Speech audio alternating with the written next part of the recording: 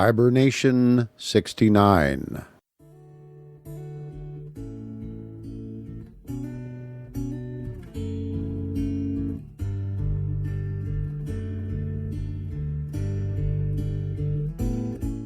Grizzly's Growls presents Stories from the Hiber-Nation. Read by David Grizzly Smith.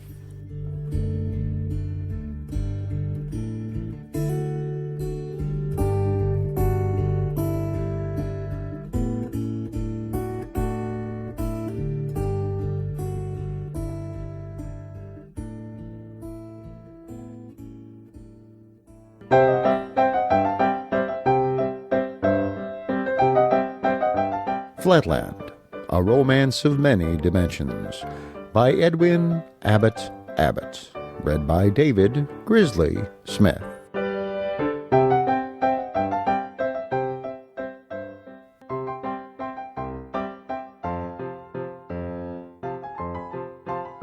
Part 2, Other Worlds.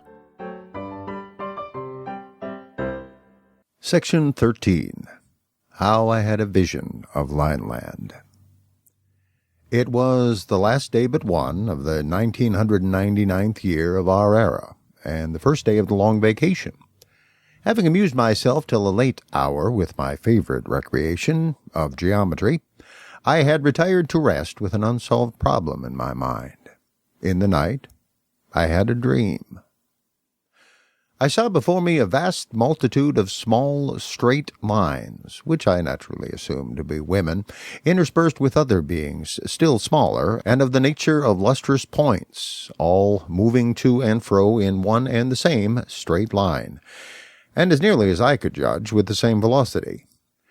A noise of confused, multitudinous chirping or twittering issued from them at intervals as long as they were moving, but sometimes they ceased from motion, and then all was silence. Approaching one of the largest of what I thought to be women, I accosted her, but received no answer. A second and third appeal on my part were equally ineffectual. Losing patience at what appeared to me intolerable rudeness, I brought my mouth into a position full in front of her mouth so as to intercept her motion, and loudly repeated my question. "Woman, what signifies this concourse, and this strange and confused chirping, and this monotonous motion to and fro in one and the same straight line?" "I'm no woman," replied the small line. "I am the monarch of the world. But thou, whence intrudest thou into my realm of Lineland?" Receiving this abrupt reply, I begged pardon if I had in any way startled or molested His Royal Highness, and describing myself as a stranger, I besought the king to give me some account of his dominions. But I had the greatest possible difficulty in obtaining any information on points that really interested me, for the monarch could not refrain from constantly assuming that whatever was familiar to him must also be known to me, and that I was simulating ignorance in jest. However, by persevering questions, I elicited the following facts. It seems that this poor ignorant monarch, as he called himself, was persuaded that the straight line which he called his kingdom, and in which he passed his existence, constituted the whole of the world, and indeed the whole of space. Not being able either to move or to see, save in his straight line, he had no conception of anything out of it. Though he had heard my voice when I first addressed him, the sounds came to him in a manner so contrary to his experience that he had made no answer, "seeing no man," as he expressed it, "and hearing a voice as if were from my own intestines." Until the moment when I placed my mouth in his world, he had neither seen me nor heard anything except confused sounds beating against what I called his side, but what he called his inside, or stomach. Nor had he even now the least conception of the region from which I had come. Outside his world, or line, all was blank to him, and nay, not even a blank, for a blank implies space. Say, rather, all was non-existent. His subjects, of whom the small lines were men, and the points women, were all alike confined in motion and eyesight to that single straight line, which was their world. It needs scarcely be added that the whole of their horizon was limited to a point, nor could anyone ever see anything but a point. Man, woman, child, thing, each was a point to the eye of the Linelander. Only by the sound of the voice could sex or age be distinguished. Moreover, as each individual occupied the whole of the narrow path, so to speak, which constituted his universe, no one could move to the right or left to make way for passers-by, and it followed that no Linelander could ever pass another. Once neighbors, always neighbors. Neighborhood with them was like marriage with us. Neighbors remained neighbors till death did them part.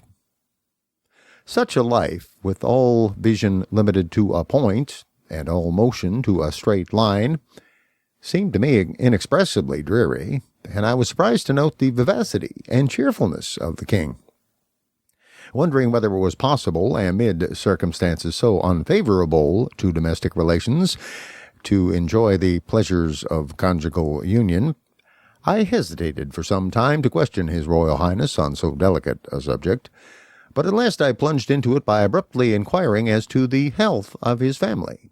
"My wives and children," he replied, "are well and happy."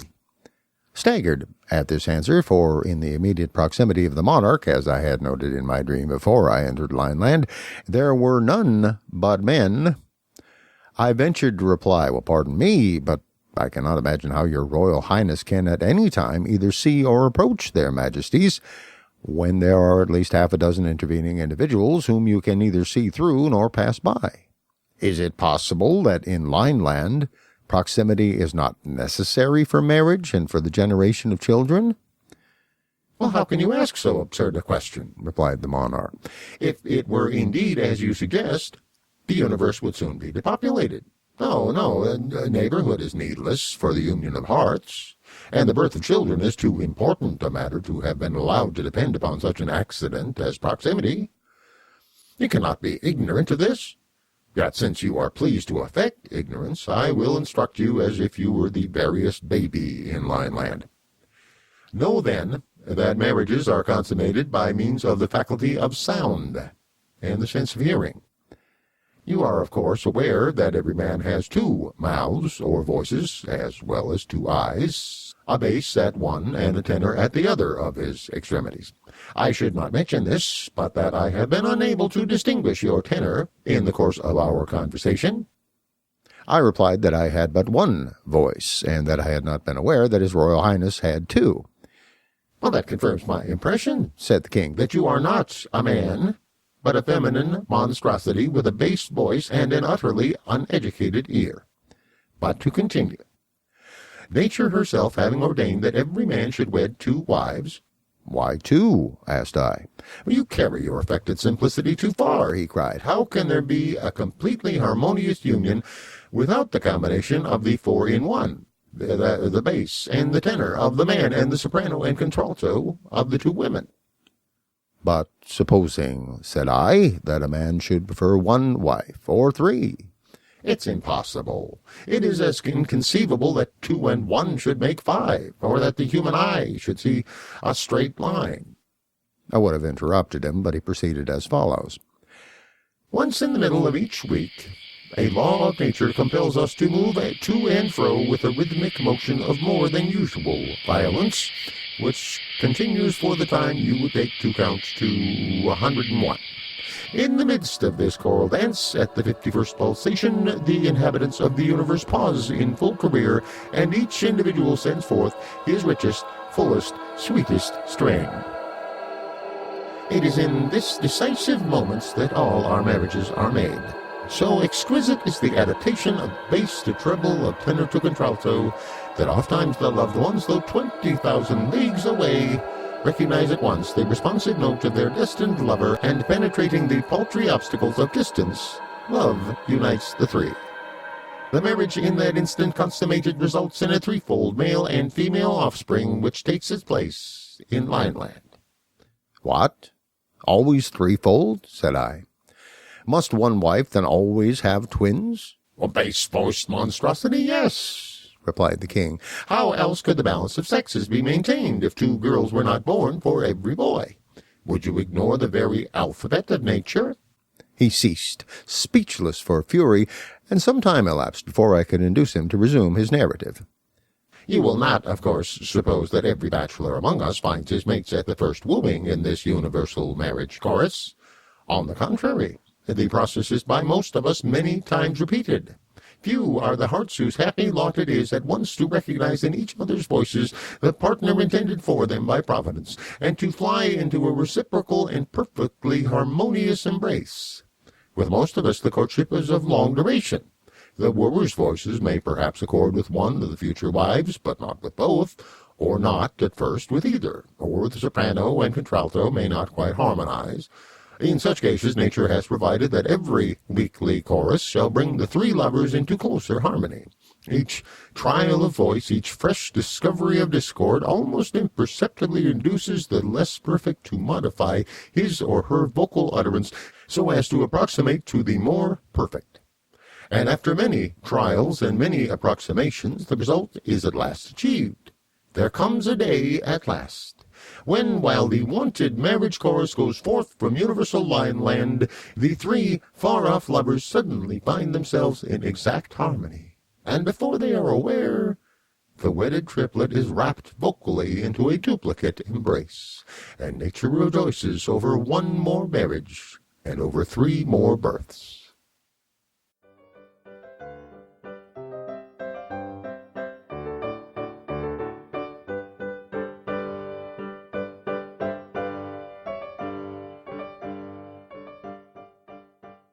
Section 14. How I vainly tried to explain the nature of Flatland. Thinking that it was time to bring down the monarch from his raptures to the level of common sense, I determined to endeavor to open up to him some glimpses of the truth, that is to say, of the nature of things in Flatland. So I began thus.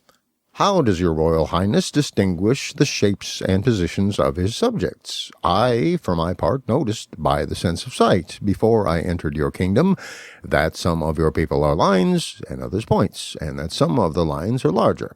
"You speak of an impossibility," interrupted the king. "You must have seen a vision, for to detect the difference between a line and a point by the sense of sight is, as everyone knows, in the nature of things impossible.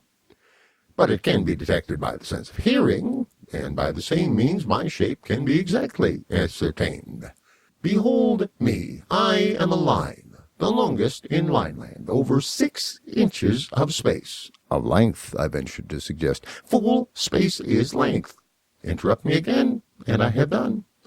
Well, I apologized, but he continued scornfully, "Since you are impervious to argument, you shall hear with your ears how, by means of my 2 voices, I reveal my shape to my wives, who are at this moment 6,000 miles, 70 yards, 2 feet, 8 inches away, the one to the north, the other to the south. Listen, I call to them." He chirruped, and then complacently continued, "My wives at this moment receiving the sound of one of my voices, closely followed by the other, and perceiving that the latter reaches them after an interval in which sound can traverse 6.457 inches, infer that one of my mouths is 6.457 inches further from them than the other, and accordingly know my shape to be 6.457 inches. But you will, of course, understand that my wives do not make this calculation every time they hear my 2 voices. They made it once, for all, before we were married, but they could make it at any time. And in the same way I can estimate the shape of any of my male subjects by the sense of sound." "But how," said I, "if a man feigns a woman's voice with one of his 2 voices, or so disguises his southern voice that it cannot be recognized as the echo of the northern? May not such deceptions cause great inconvenience? And have you no means of checking frauds of this kind by commanding your neighboring subjects to feel one another?"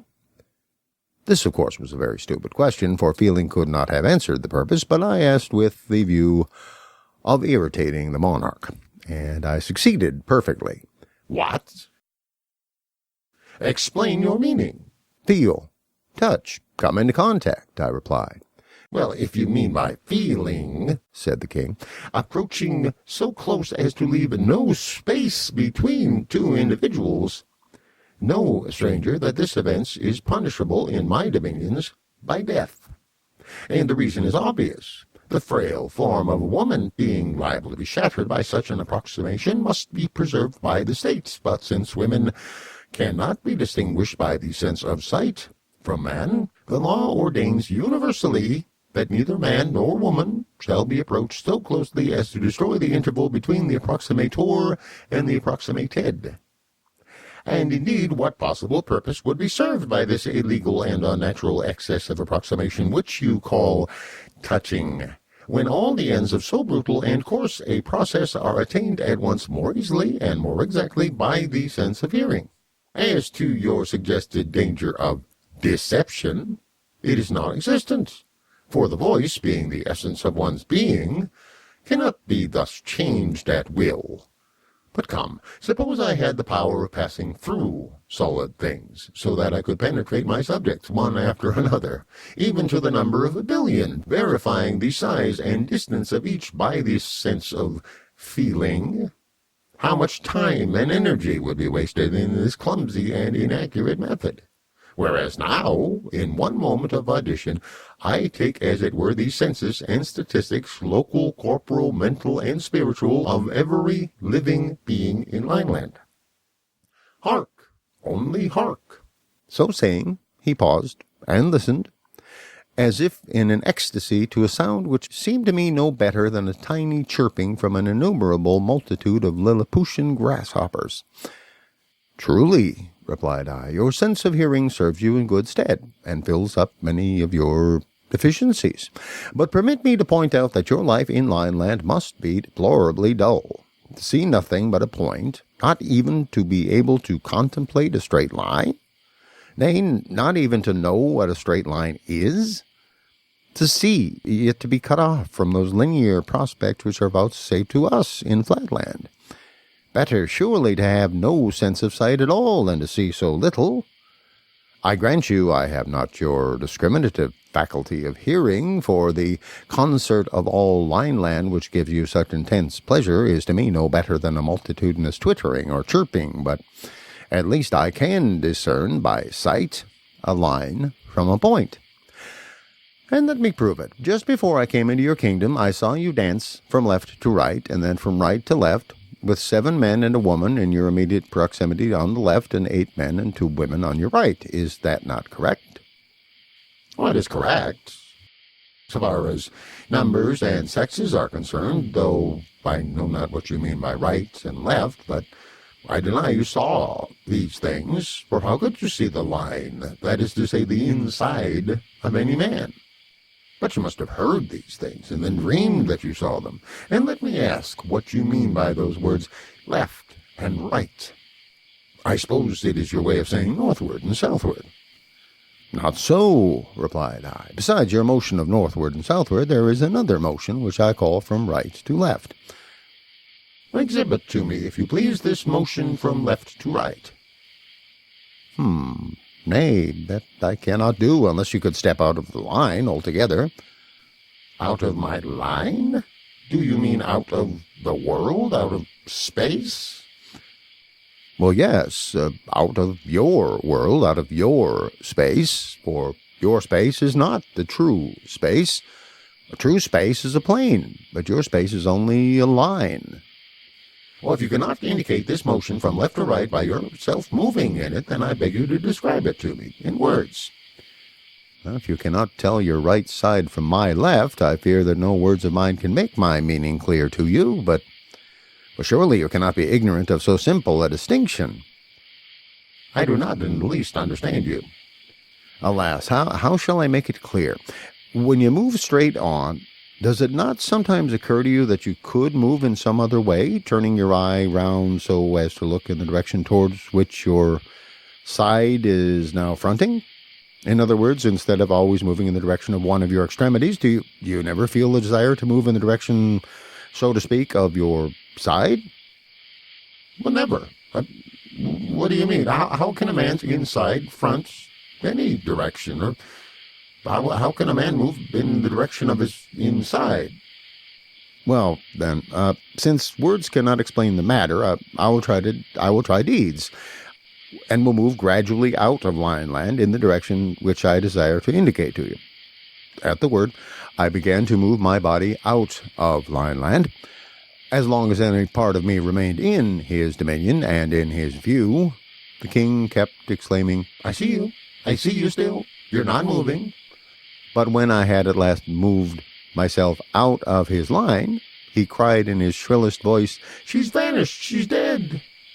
I'm not dead, replied I. I am simply out of Lineland. That is to say, out of the straight line which you call space, and in true space, where I can see things as they are.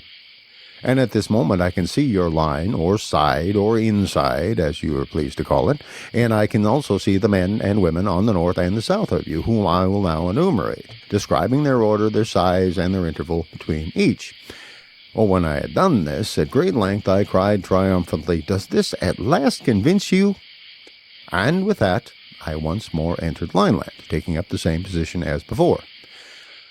But the monarch replied, Well, if you are a man of sense, though as you appear to have only one voice, I have little doubt you are not a man, but a woman. But if you had a particle of sense, you would listen to reason. You asked me to believe that there is another line besides that which my senses indicate, another motion besides that of which I am daily conscious. I, in return, ask you to describe in words or indicate by motion that other line of which you speak. Instead of moving, you merely exercise some magic art of vanishing and returning to sight. And instead of any lucid description of your new world, you simply tell me the numbers and sizes of some 40 of my retinue, facts known to any child in the capital. Can anything be more irrational or audacious? Acknowledge your folly and depart my dominions. Furious at his perversity, and especially indignant that he professed to be ignorant of my sex, I retorted in no measured terms, Besotted being, you think yourself the perfection of existence, while you are in reality the most imperfect and imbecile. You profess to see, whereas you can see nothing but a point. You plume yourself on inferring the existence of a straight line, but I can see straight lines, and infer the existence of angles, triangles, squares, pentagons, hexagons, and even circles. I mean, why waste more words? Suffice it that I am the completion of your incomplete self. You are a line. I am a line of lines, called in my country a square. And even I, infinitely superior though I am to you, am of little account among the great nobles of Flatland, whence I have come to visit you, in the hope of enlightening your ignorance.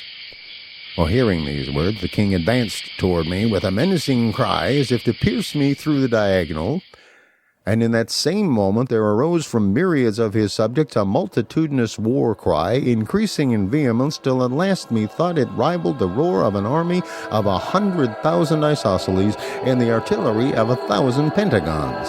Spellbound and motionless, I could neither speak nor move to avert the impending destruction, and still the noise grew louder, and the king came closer, when I awoke to find the breakfast bell recalling me to the realities of Flatland.